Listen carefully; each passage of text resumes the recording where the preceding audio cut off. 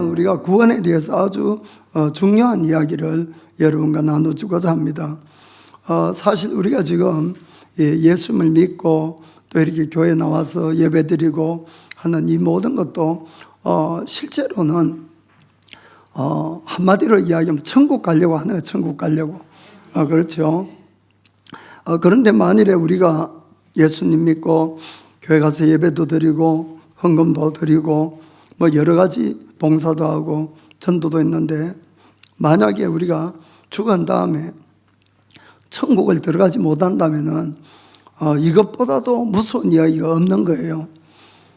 그래서 오늘 제가 구원에 대해서 여러분에게 꼭 말씀드리고, 또 여러분들도 이 성경 말씀대로 꼭 예수님을 잘 믿기를 주의 이름으로 축복합니다. 어느 날 그 제자들과 이제 예수님이 그 길을 가시다가 어느 제자가 질문을 했어요. 자, 누가복음 13장 23절 봅시다.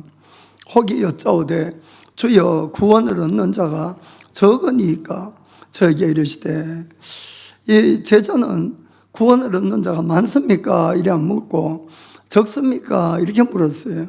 그거는 그 앞을 좀 이렇게 읽어보면은 예수님께서 길을 가시면서 그들이 여러 가지로 가르쳤어요.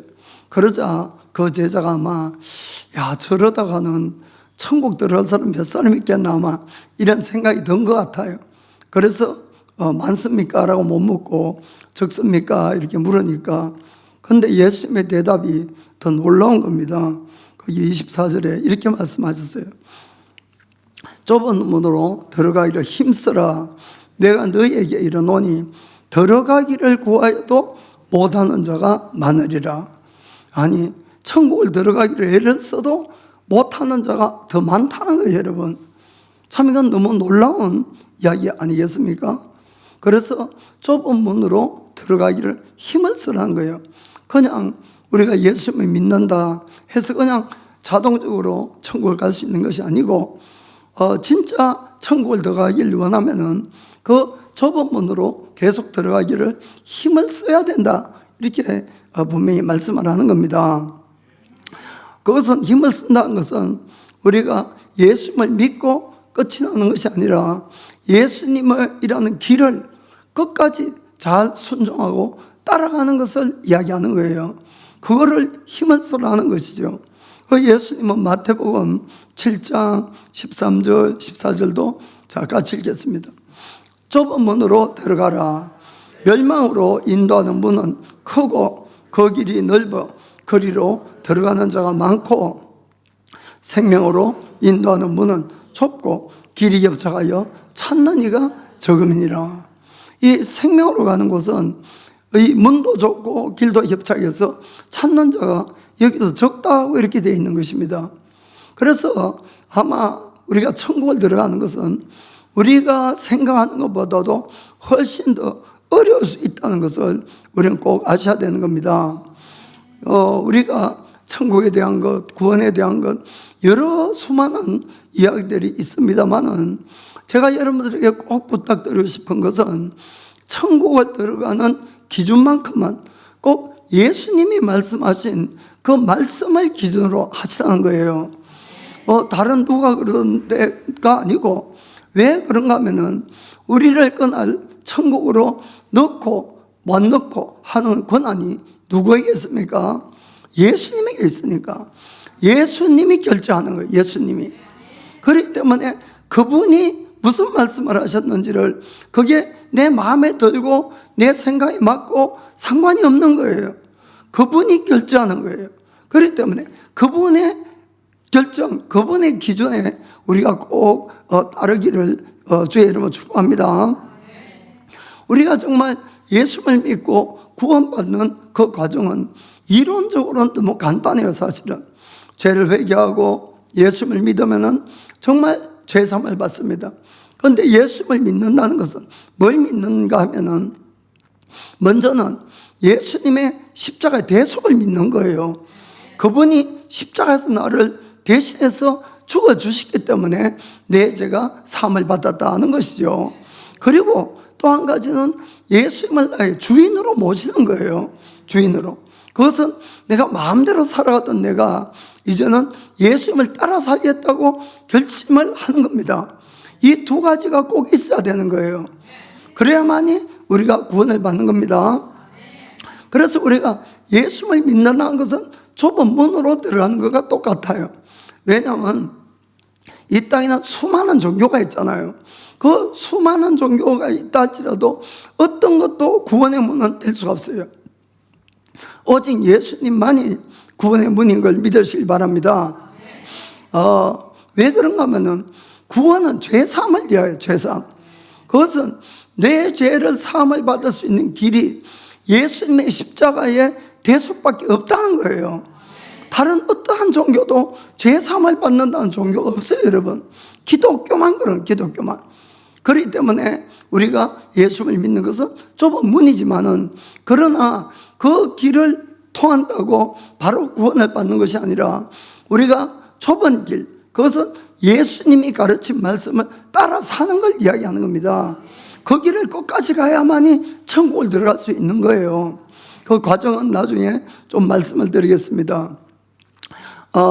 존 비비안 목사님의 그 어떤 책에 보면은 다음과 같은 내용이 있어요. 그분께서 어느 날 기도 중에 아주 무시무시한 환상을 봤어요. 그건 뭔가 하면은 그 목사님이 지금까지 본 적이 없는 수많은 무리들이 이 천국 문 앞에서 그 입장을 이제 기다리고 쭉 줄을 서가 있었어요. 그건 너무 많은 사람들이었어요. 그리고는 그 사람들은 한결같이 이런 생각을 하고 있었습니다. 예수님께서 자기들에게 이 나의 아버지로부터 이 복받은 자들아, 세상 처음부터 너희를 위해서 준비해 놓은 이 천국을 너희가 이제 소유해라. 그 말씀을 기대하고 그들은 쭉 줄을 서 있었습니다. 그런데 그들이 들은 것은 예수님으로부터 나는 너희들을 전혀 모른다는 것이었어요. 이 불법을 행한 자들아, 나에게서 떠나가라. 그 호통을 들은 겁니다.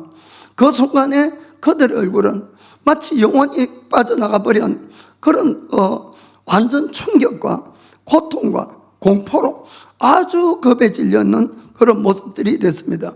그들은 예수를 다 믿었어요. 안 믿은 것이 아니고. 그런데 왜 그들은 천국 문 앞에서 예수님이 너희를 전혀 모른다 하시고 쫓아냈겠냐 하는 그 이야기인 것입니다. 사실은 저도 그 내용을 읽었을 때 정말 큰 충격이었어요. 사실은 왜 그렇습니까? 저는 이런 일이 우리에게는 절대로 일어나지 않기 위해서 오늘 이 말씀을 전하고 있는 것을 여러분이 꼭 아시길 바랍니다. 자, 예수님이 이렇게 말씀합니다. 마태복음 7장 21절부터 23절까지. 나더러 주여 주여 하는 자마다 천국에 다 들어갈 것이 아니요 다만 하늘에 계신 내 아버지의 뜻대로 행하는 자라야 들어가리라. 그날에 많은 사람이 나더러 이르되 주여 주여 우리가 주의 이름으로 선지자 노릇하며 주의 이름으로 귀신을 쫓아내며 주의 이름으로 많은 권능을 행치 아니하였나이까 하리니, 그때에 내가 저에게 밝히 말하되 내가 너희를 도무지 알지 못하니 불법을 행하는 자들아 내게서 떠나가라 하리라. 그들은 왜 못 들어갔습니까? 21절에 보면은 아버지의 뜻대로 행치 않은 거 하고, 여기 보면은 그들은 불법을 행했다 이렇게 되어 있는 것이에요. 여러분, 우리가 귀신을 쫓아내고 병을 고치고 기적을 행하는 일이, 그것이 예수님을 안 믿는 사람이 아니에요. 믿어도 보통 믿어서 그런 능력이 안 나타나는 겁니다. 그들은 예수를 열심히 믿었고 금식도 하고 기도도 많이 해서 그런 능력들도 받았던 것이에요, 여러분. 그러나 우리가 기억해야 될 것은 무언가 하면은 우리가 하나님의 일을 많이 하는 것하고 죄를 짓는 것은 별개의 문제라는 것을 꼭 여러분들이 기억해 줬으면 좋겠습니다. 우리가 많은 경우에 착각을 할 수가 있어요. 내가 하나님 앞에 이렇게 많은 헌신도 하고 헌금도 드리고 내가 기도도 많이 하고 전도도 많이 하고, 그러나 그것이 우리의 죄를 덮어주는 것이 아니라는 걸 아시길 바랍니다. 그것은 전부 우리의 큰 상급으로 남아요. 상급으로. 그러나 죄는 항상 별개의 문제라는 것을 여러분 아시길 바랍니다. 그들은 우리가 겉에서는 많은 하나님의 일을 하고 했을지 몰라도 우리가 알지 못하는 죄를 뒤에서는 지을 수가 있었다는 것이에요. 부정이 있을 수 있다는 것이에요. 우리는 그걸 정말 주의를 해야 되는 것입니다. 우리가 하나님의 일을 많이 하다 보면은 아유, 하나님, 내 조그마한 이런 죄는 좀 봐주겠지. 그런 인간적인 생각을 하는 거예요. 인간 세계는 있을 수 있어요, 그런 것들이. 그러나 하나님 앞에는 절대로 없다는 걸 아시길 바랍니다. 죄는 죄예요, 여러분. 그거하고 내가 공로를 많이 쌓은 것은 절대로 다르다는 것을 여러분 정말 아셔야 됩니다. 많은 분들이 하나님의 일을 하면서 오히려 작은 죄를 작게 생각하는데 절대로 그것이 아니라는 거예요, 여러분. 정말 이거 주의하셔야 됩니다. 그 자칫 잘못하면은 내가 수많은 공로를 쌓고 하나님의 일을 하고 애를 먹고도 그 작은 죄를 그냥 방치한 것 때문에 천국 못 갈 수 있다는 걸 우리가 아셔야 되는 겁니다.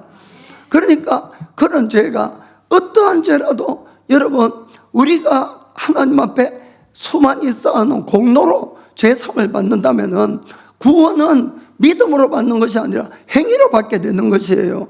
무슨 말인지 아시겠죠? 어떠한 행위도 우리 죄를 살 수 없는 겁니다. 여러분, 우리는 겸손해져야 됩니다. 작은 죄를 지어도 우리가 큰 일을 한 것은 다른 거예요. 우리가 그것을 죄사함을 받을 수 있는 것은 유일하게 예수님 앞에 회개하고 죄의 보혈로 다시 깨끗이 씻는 방법밖에 없다는 거 아시길 바랍니다. 그래서 항상 회개는 필요한 겁니다. 우리에게 누구에게도 필요한 거예요. 그렇기 때문에 우리가 이런 사람들처럼 큰 일을 하고도 큰 일을 한 것 때문에 이 사람들은 작은 죄들을 그냥 덮을 수도 있었어요. 그것이 문제라는 것이에요. 그것이 차라리 일 안 하고 하나님 앞에 늘 죄인으로 고백하고 그런 사람이 더 천국을 들어갈 수 있는 것이에요. 물론 상급은 없어요, 그러면은. 그러나 우리가 일을 많이 했다고 그것 때문에 우리가 숨어서 죄를 지어도 좋다, 이건 절대로 안 하는 걸 아시길 바랍니다.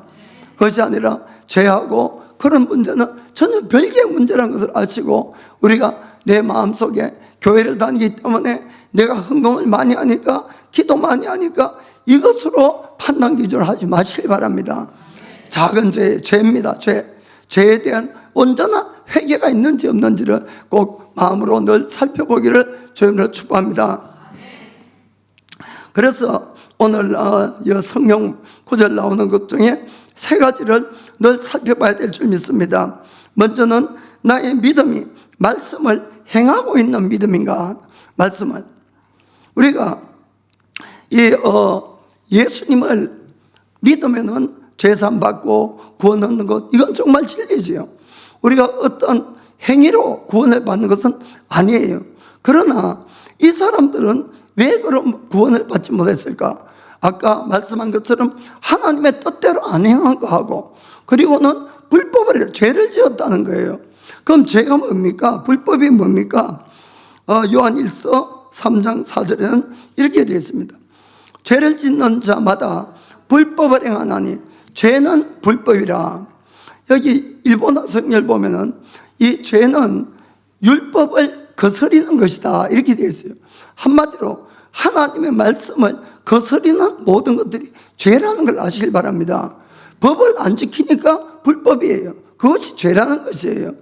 그래서 우리가 그 하나님의 말씀을 지키는 것이 우리가 이 지킨다는 것을, 그런데 그럼 왜 구원을 믿음으로 받느냐 하는 것.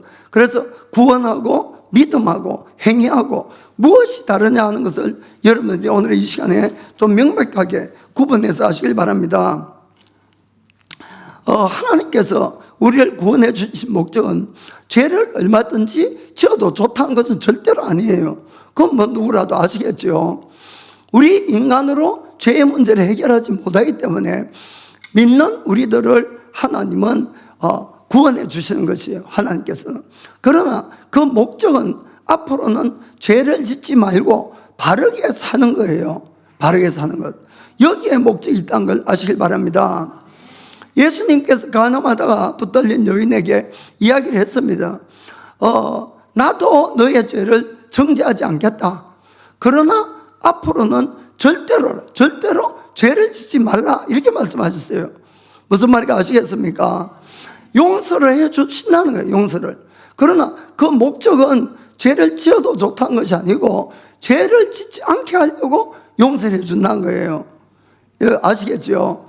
그래서 우리가 말씀을 어기는 것은 전부 죄라고 이렇게 되어 있기 때문에 말씀을 앞으로는 지켜서 사는 삶을 살아라, 그런 이야기입니다. 우리가 참된 믿음은 뭡니까? 그것은 우리가 하나님의 말씀을 정말 내가 믿으면은 그 말씀을 행하는 것이 참 믿음이에요. 예수님께서는 마태복음 5장, 6장, 7장 이렇게 산상수훈이라고 하는데 그 말씀을 하시고 결론을 이렇게 이야기합니다. 결론을 마태복음 7장 24절부터 27절까지 결론입니다. 그러므로 누구든지 나의 이 말을 듣고 행하는 자는 그 집을 반석 위에 지은 지혜로운 사람 같으리니 비가 내리고 창수가 나고 바람이 불어 그 집에 부딪히되 무너지지 아니하나니 이는 주초를 반석 위에 놓은 영로라. 나의 이 말을 듣고 행치 아니하는 자는 그 집을 모래 위에 지은 어리석은 사람 같으리니 비가 내리고 창수가 나고 바람이 불어 그 집에 부딪힘에 무너져 그 무너짐이 심하니라. 아멘. 결론은 뭡니까? 나의 말을 듣고 지키는 자와 지키지 않는 자로 나누시더라, 그런 이야기입니다. 이해가 되십니까? 그래서 우리가 지키는 자가 되라는 거죠. 말씀을 지키라. 그것이 바로 우리가 바른 신앙생활을 끝까지 해가는 것이라고 하는 겁니다. 그 야고보 사도는 이렇게 말씀했어요. 야고보서 2장 17절 보면은 이와 같이 행함이 없는 믿음은 그 자체가 죽은 것이라. 행치 안 하면은 아무 소용이 없다는 거예요. 그 믿음은. 그 믿음이 구원을 못 한다는 거예요. 19절 보니까 19절에 너가 하나님은 한 분인 줄을 믿느냐? 잘 하는도다. 귀신들도 믿고 떠느니라. 귀신도 하나님이 한 분인 걸 믿고 벌벌 떠는데 왜 귀신은 구원이 없습니까? 그들은 알아도 순종을 안 하는 거예요. 무슨 말인지 아시겠죠? 알기는 알지만은 순종을 안 하니까, 말씀대로 안 사니까. 귀신이 말씀대로 살면 우리가 너무 편하겠는데, 말씀대로 안 사니까 그들은 떠는 믿음을 가져도 구원을 못 받는 겁니다. 26절에 그래서 영혼이 없는 몸이 죽은 것 같이 행함이 없는 믿음은 죽은 것이니라. 아멘. 예수님이 왜 우리를 대신해서 십자가 죽으셨습니까? 그 목적도 분명히 분명한 거죠. 그래서 우리가 예수를 믿었는데 또 죄를 짓게 되면은 그 나중의 삶이 훨씬 어려워진다는 것도 여러분 아시길 바랍니다. 베드로후서 2장 20절 읽겠습니다. 만일 저희가 우리의 주 되신 구주 예수 그리스도를 알므로 세상의 더러움을 피한 후에 다시 그 중에 얽매이고 지면 그 나중 형편이 처음보다 더 심하리니, 분명히 말씀은 되어 있는 것이에요. 그 차라리 예수님을 처음부터 안 믿는 것이 낫지, 믿다가 우리가 말씀을 어기고 또 죄를 지으면 훨씬 어려워진다는 것을 성경 분명히 경고하고 있는 것입니다. 우리는 예수님을 우리가 믿을 때에 그런 고백을 합니다. 예수님의 십자가의 대속을 믿고 그리고 예수님을 나의 구주와 나의 주인으로 모셔드립니다, 이렇게 고백을 해요. 구주와 주인으로. 이것은 많은 차이가 있다는 걸 아시길 바랍니다. 구원은 구세주인데, 구세주. 영어 성경에는 Savior이라고 되어 있고 주인은 Lord로 되어 있어요. 나의 주인, 나의 주, 이런 뜻으로. 그 영어 성경은 이 분명히 발음이 다르지만은 한국어나 일본어는 비슷하죠. 구주나 주나 똑같은 거 아니냐. 그거 다르다는 거예요. 이 구세주는 무슨 뜻인가 하면은 우리를 죄에서 구해주고 병에서 구해주고 우리를 구원해 주신 분이에요. 그러니까 구세주예요, 구세주. 그러나 여러분, 그 구세주는 신약 성경 전체에 10% 정도밖에 안 나와 있다는 걸 여러분이 아시길 바랍니다. 그럼 나머지 90%는 뭐냐? 주인으로 되어 있어요. 주인으로. 예수님이 나의 주인으로. 그런데 우리는 구세주인 예수님만 믿지 주인은 예수님을 안 믿는 거예요. 제가 주인인 예수님의 뜻이 뭡니까? 그분이 진짜 우리의 주인이면 그분의 말을 들어야 된다는 것이에요. 그분의 말을 따라가는 것이 진짜로 그분을 나의 주인으로 모시는 삶이라는 것을 여러분 아시길 바랍니다. 그래서 우리가 지금까지는 내 마음대로 살았지만은 죄사함을 받고 난 다음에는 예수님의 말씀을 따라 사는 것이 우리가 참된 신앙생활이 되고 구원을 받을 수가 있다는 겁니다. 그러니까 아까 그 사람들은 입술로는 주여 주여 하지만은 주인님 주인님 하지만은 그들은 행위로는 예수님의 말씀을 순종 안 하기 때문에 그날 가서 너는 나하고 상관이 없다 이렇게 쫓겨났다는 걸 아시길 바랍니다.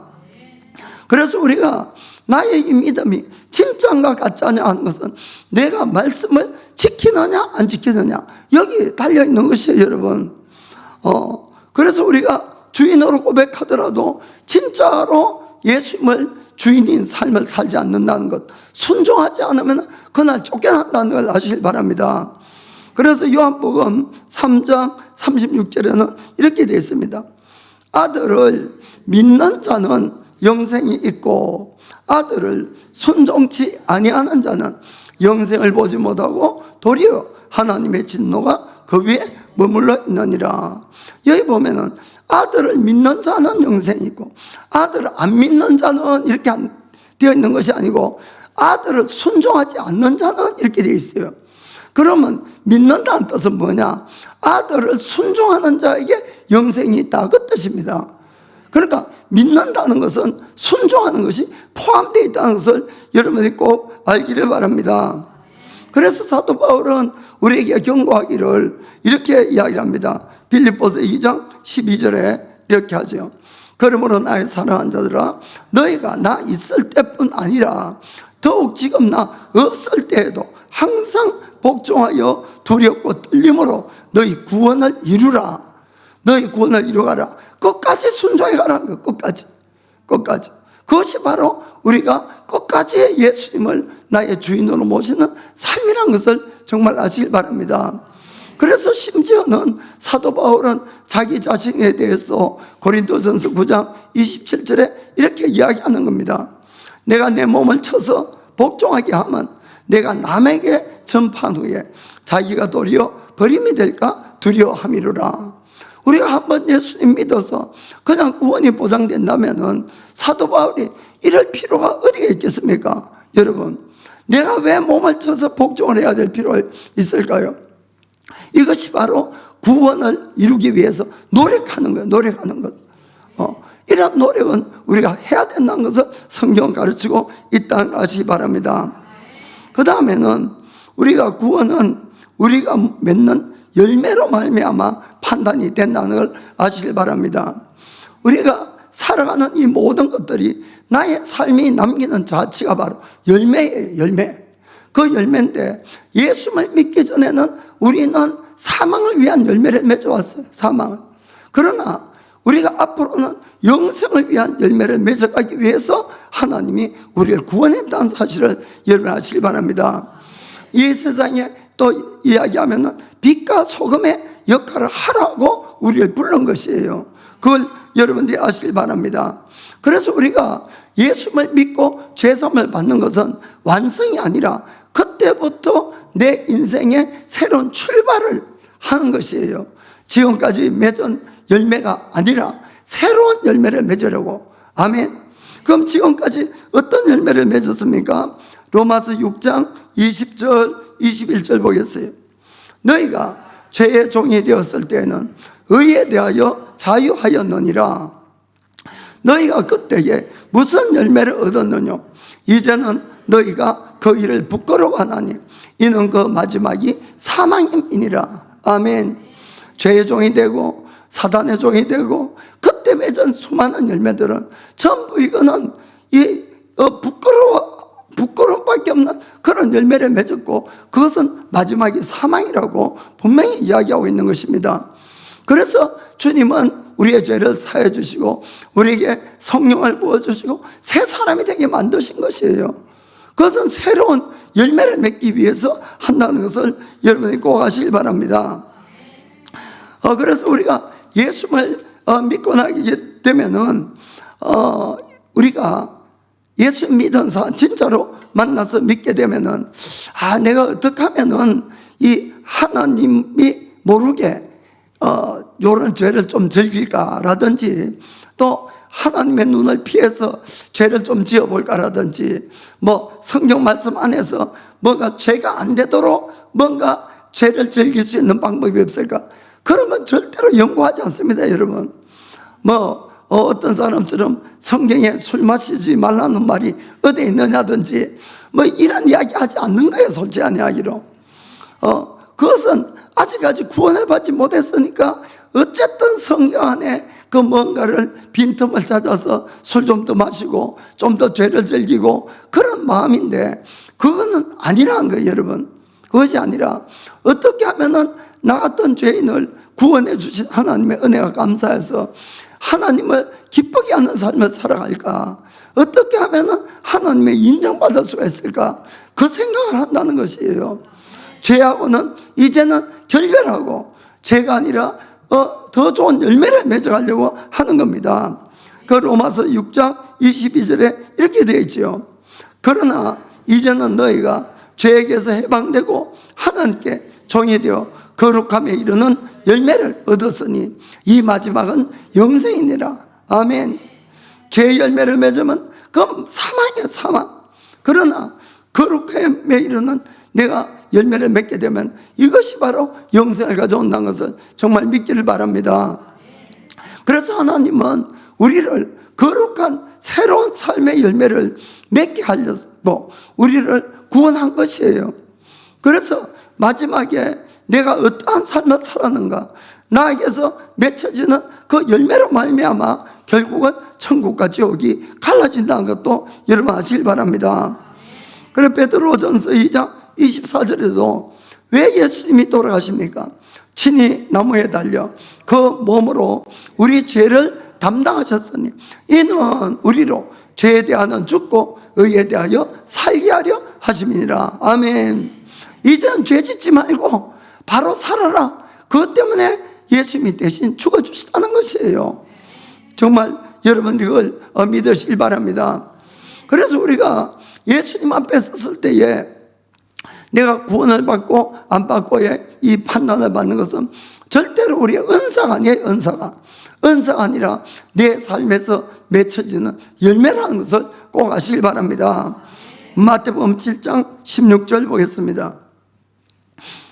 그의 열매로 그들을 알지니 가시나무에서 포도를 또는 은검기에서 무화과를 따겠느냐. 19절 20절에 아름다운 열매를 맺지 아니하는 나무마다 지켜 불에 던지우느니라.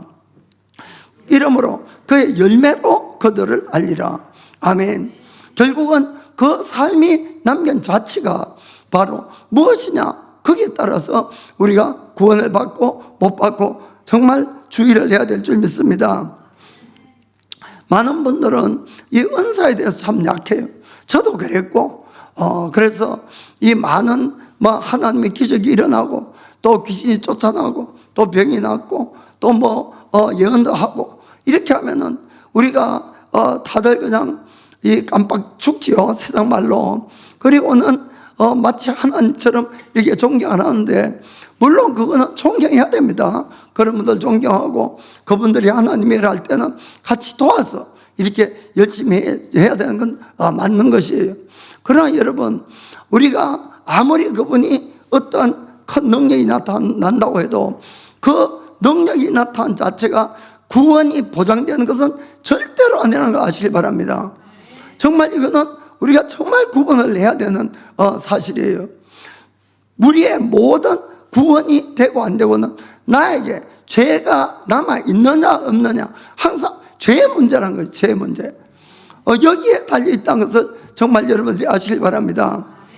그렇기 때문에 우리가 나로부터 은사도 우리가 추구를 하고 또 강구를 해야 되겠지만, 더 중요한 것은 나에게 좋은 열매를 맺으려고 이것은 매일같이 애를 써야 되는 부분이에요. 내 속에 성령의 열매가 맺혀지게끔 애를 써야 되는 것, 이것이 훨씬 중요한 것을 여러분이 꼭 아시길 바랍니다. 그래서 성경에는 은사를 못 받으면 구원을 못 받는다, 그런 구절은 한 구절도 없어요, 여러분. 대신에 열매를 맺지 못하면 천국을 못 들어가고 찍혀서 불에 던져온다, 이런 말씀은 수없이 있다는 것을 여러분이 꼭 기억을 하시길 바랍니다. 마태복음 21장 43절에 이렇게 되어 있습니다. 그러므로 내가 너희에게 이르노니 하나님의 나라를 너희는 빼앗기고 그 나라에 열매 맺는 백성이 받으리라. 이건 예수님이 너희들에게 가는 것은 유대인들은 아브라함의 자손이죠. 그들은 아브라함의 자손, 하나님이 택한 백성이라서 자동적으로 구원을 받는다고 이렇게 생각하고 있었어요. 그런데 예수님이 뭐라 그럽니까? 너희는 오히려 하나님 나라가 빼앗긴답니다. 왜? 열매를 맺지 못하니까. 무슨 말인지 아시겠죠? 그리고는 열매 맺는 백성이 하나님의 나라를 받을 것이라고. 아멘. 그렇기 때문에 우리가 내가 열매를 맺어야 된다는 것은 여러분이 명심하시기 바랍니다. 요한복음 15장 1절 2절 보면은 예수님 말씀에 내가 참 포도나무요 내 아버지는 그 농부라. 무릇 내게 있어서 과실을 맺지 아니하는 가지는 아버지께서 이를 제하여 버리시고. 아멘. 무릇 내게 있어서 간 뜻은 우리가 포도나무인 예수님께 붙어 있다는 뜻인데, 그 뜻은 예수님을 믿는다는 뜻이에요. 예수님을 믿는데도 불구하고 과실을 맺지 않게 되면은 아버지가 제하여 버린다고 분명히 말씀하고 있는 것입니다. 그렇기 때문에 열매를 맺는 삶을 사셔야 되는 것이에요. 왜 예수님이 우리를 택했습니까? 거기 15장 16절에 이렇게 되어 있습니다. 너희가 나를 택한 것이 아니요 내가 너희를 택하여 세웠나니 이는 너희로 가서 과실을 맺게 하고 또 너희 과실이 항상 있게 하여 내 이름으로 아버지께 무엇을 구하든지 다 받게 하려 이니라. 아멘. 사랑하는 성도 여러분, 우리가 자꾸 말씀대로 살아가고 하니까 사람들이 그걸 되게 피곤하게 하고 싫어하는데 그렇지 않다는 겁니다.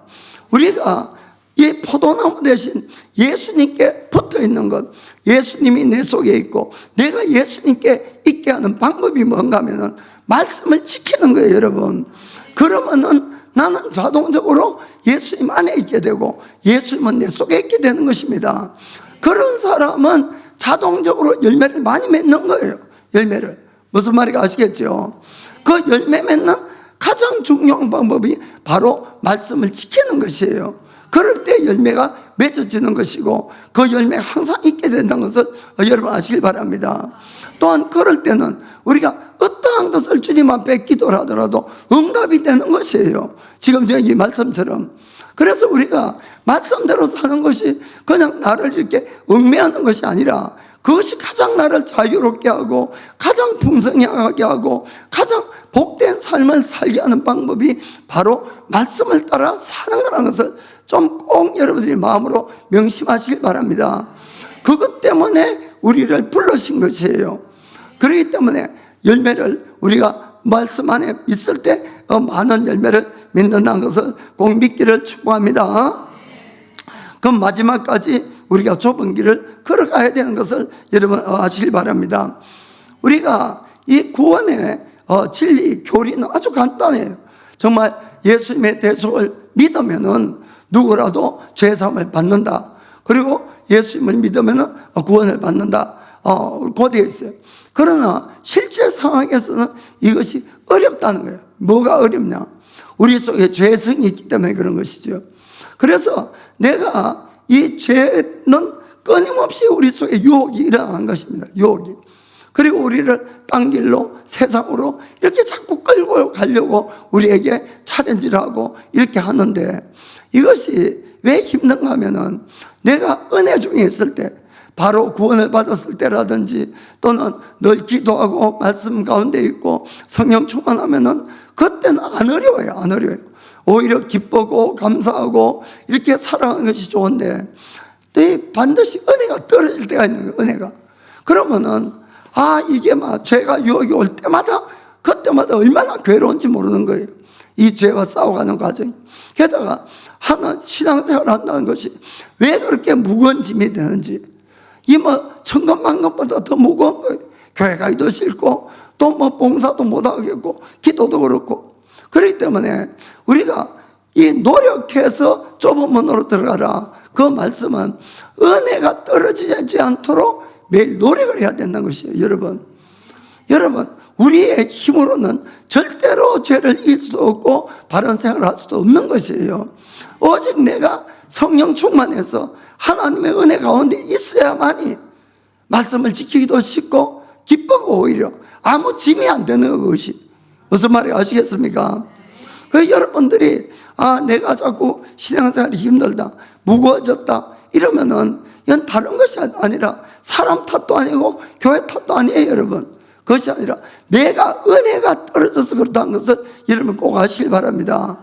그래서 내가 스스로 하나님을 더 붙들고 찾아서 내가 은혜를 입어야 되는 것이에요. 이게 신앙생활의 비결입니다.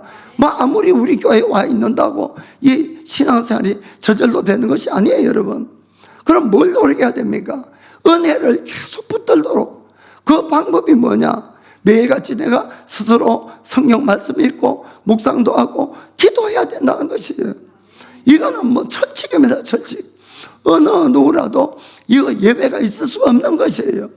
머리로 한다고 신앙생활이 되는 것도 아닙니다.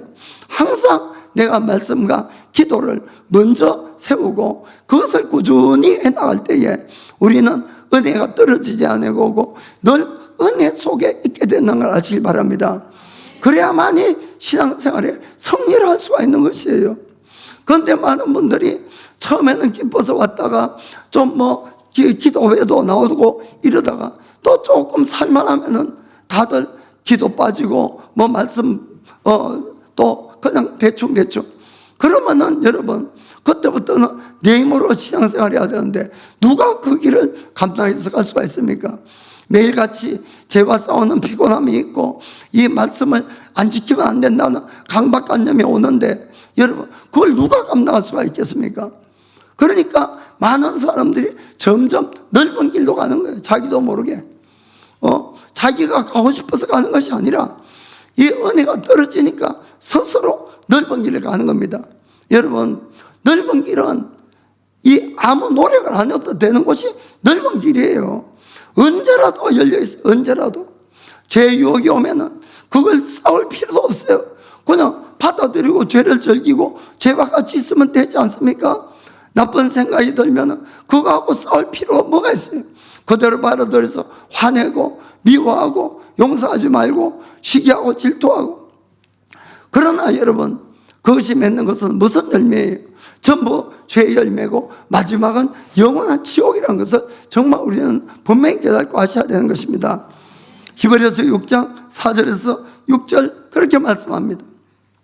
한번 비침을 얻고 하늘의 은사를 맛보고 성령의 참여한 배가 되고 하나님의 선한 말씀과 내세의 능력을 맛보고 타락한 자들은 다시 새롭게 하여 회개케 할 수 없나니 이는 자기가 하나님의 아들을 다시 십자가에 못 박아 현저히 욕을 보임이라. 아멘.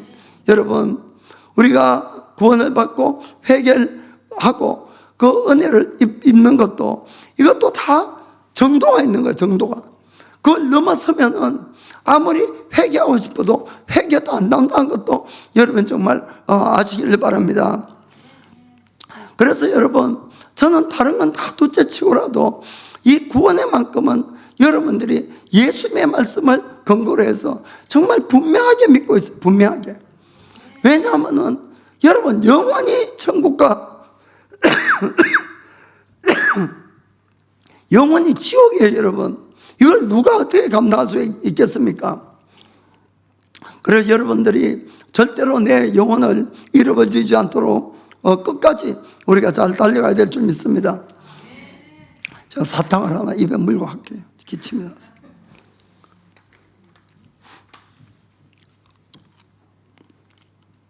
그래서 우리가 이 구원의 뜻을 다시 한번 정리해 드릴게요.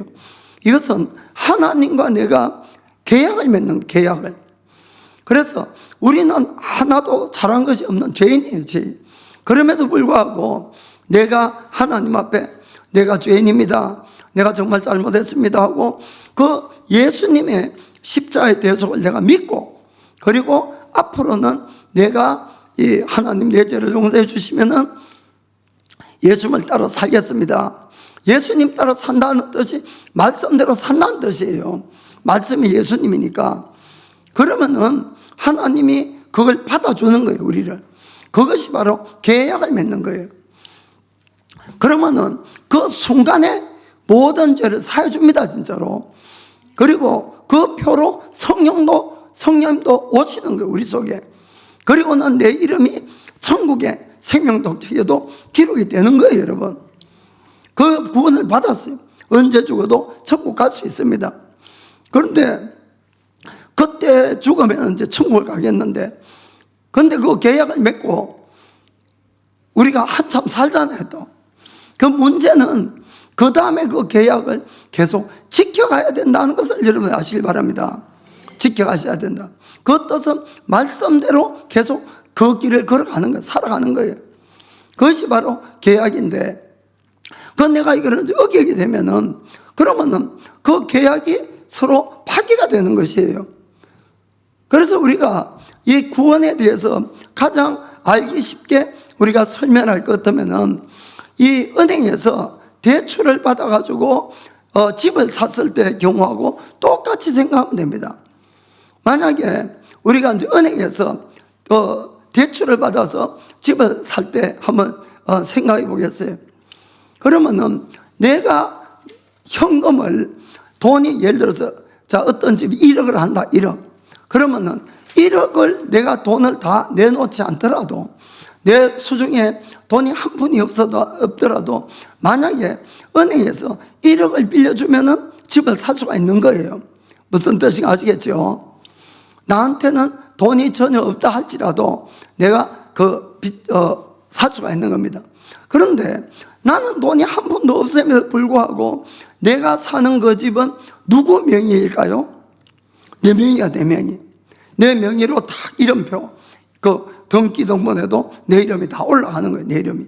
그리고는 내가 돈을 한 푼도 지불 안 했는데 사자마자 그 집에 누가 살 수가 있어요? 내가 살 수 있어요, 내가. 참 이건 놀라운 일 아닙니까? 돈 한 푼 없어도 계약만 딱 잘 맺으면은 내가 그 집을 하나 사서 그거 살 수가 있는 겁니다. 그러나 조건이 있죠. 어떤 조건입니까? 이 대출을 매달 갚아가야 되는 거예요. 갚아야 되는 거예요. 구원도 똑같다고 생각하시면 됩니다. 내가 하나님하고 계약을 맺었어요. 죄인이라고 고백을 하고 예수님의 대속을 내가 믿고 앞으로 예수님 따라 살겠습니다. 그러고 하면은 하나님께서 알겠어, 믿어주는 거예요. 계약을 하는 거예요.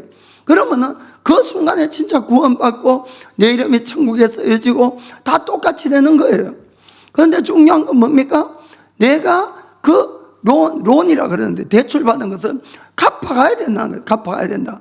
그것이 뭡니까? 죄를 짓지 않고 말씀대로 살고 중간에 혹시 죄 지면은 어떻게 해요? 회개해야 되네, 회개. 그런데 만약에 이제 은행도 그렇고 하나님과 그 약속을 해서 구원을 받았는데 만약에 중간에 한 번, 두 번 안 내면은 어떻게 됩니까? 내야 되는데 알면서도 술 먹고 싶고 놀러 가고 싶고 골프 치러 가고 싶고 그 중간에 한 번, 두 번 빼먹었다는 거예요.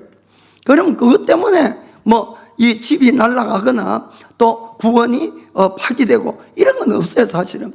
그러나 그때마다 하나님은 이 페널티, 벌칙을 주겠죠. 벌금이 나오겠죠. 그것 때문에 뭐 몸이 아파지거나 사고를 당하거나 뭐 경제적인 손실이 있거나 뭐 사람과의 어떤 충돌이 있거나, 그것은 무슨 뜻입니까? 나한테 돌아오라는 뜻이죠. 무슨 말이 아시겠습니까? 지금 그 가는 길이 잘못된 길이니까 거길 회개하고 다시 돌아오는 거예요. 다시 돌아오라. 그 은행 빚도 마찬가지예요. 좀 페널티를 내야 되고 그러면 다시 돈을 잘 지불하면 괜찮아요. 그런데 이게 이제 자주 되다가 그 다음에는 어느 한계를 넘어서 고마, 아이고 나도 모르겠다 막. 그럼 완전 막 옆으로 빗나갔다고 합시다. 그러면 마지막에 은행에서 어떻게 할까요? 그 집을 빼앗아 가는 거예요, 여러분. 무슨 말인지 아시겠죠? 우리가 하나님 앞에도 회개하라고 그렇게 이야기를 하는데도 돌아오지 않게 되면은 중간에서 하나님이 안 되겠다 싶으면 이 빼앗아 가는 것이에요. 그래서 회개에도 여러분 이 기간이 있다는 걸 아시길 바랍니다. 히브리서 10장 26절 27절 한번 보겠어요. 우리가 진리라는 지식을 받은 후에 짐짓 죄를 범한 적 다시는 속지 않은 제사가 없고 오직 무서운 마음으로 심판을 기다리는 것과 대적하는 자를 소멸할 맹렬한 뿔만 있으리라. 짐짓하는 건 일부러 자꾸 죄짓고 회개하고 죄짓고 회개하고 하면은 더 이상 회개할 건드리가 남아있지 않다고 성경은 분명히 경고하고 있는 것입니다. 여러분, 우리가 구원받는 것 얼마나 귀한 건지 몰라요, 여러분. 정말 여러분, 아까 요한복음 15장 16절에 너희가 나를 택한 것이 아니라 내가 너희를 택했다고 분명히 말씀했어요. 예수 믿는 것 절대로 아무나 믿을 수 없는 겁니다. 하나님이 택해야 믿었어요. 택해야지. 그런데 그 귀한 구원을 우리가 무시하고 죄짓고 이렇게 해서는 여러분 정말 잃어버릴 수 있다는 걸 여러분 명심해야 됩니다. 어떤 교회나 어떤 사람들은 한번 예수 믿으면 끝까지 마치 보장되는 것처럼 이야기하는데 오늘 성경 말씀 읽은 중에 어디 보장되는 데가 어디가 있습니까? 다들 죄짓고 뭐하고 하면 이것은 하나님을 모욕하는 것이고 하나님을 다시 십자가에 못 박는 것이고 맹렬한 불만 기다린다고 이렇게 되어 있지. 그렇지 않습니까? 그러니까 사도 바울도 두렵고 떨림으로 너희가 구원을 이루어가라고 그렇게 말씀하는 것이에요. 사랑하는 성도 여러분, 정말 구원만큼은 어떠한 누가 이런 말 저런 말 한다고 할지라도 믿지 마시고 오직 하나님의 말씀과 예수님의 경고를 들으셔야 돼요. 예수님의 경고를. 그래서 예수님은 주여 주여 하는 자가 다 천국 들어가는 것이 아니라고 분명히 말씀했습니다. 오직 아버지의 뜻대로 행하는 자라만이 들어간다고 하셨어요. 그래서 여러분, 우리가 그것은 행위에 의한 구원이라는 뜻이 아니에요. 여러분, 아까도 말씀드렸지만 구원은 오직 믿음으로 받되 믿음, 우리가 구원 받은 자로서 말씀을 지켜야만이 예수님 안에 머물러 있게 된다는 것이에요. 예수님 안에. 그래야 좋은 열매들을 맺고 하나님을 기쁘시게 하는 삶을 살아가고 우리를 구원한 목적을 이루어갈 수가 있는 것입니다. 내 멋대로 살아서 어찌 하나님이 나를 구원한 목적을 이루어갈 수가 있겠습니까? 쏘면 안 되시는 것이에요. 내가 주의 말씀을 지키던 것이 나를 매는 것이 아니라 오히려 나를 자유롭게 하는 것이고 그것이 가장 우리 인생을 복되게 만드는 그런 길이라는 것을 꼭 마음으로 믿고 정말 주의 말씀을 끝까지 잘 지켜서 천국에서 우리 다시 다 만날 수 있게 되기를 예수님의 이름으로 축복합니다. 자, 기도하겠습니다.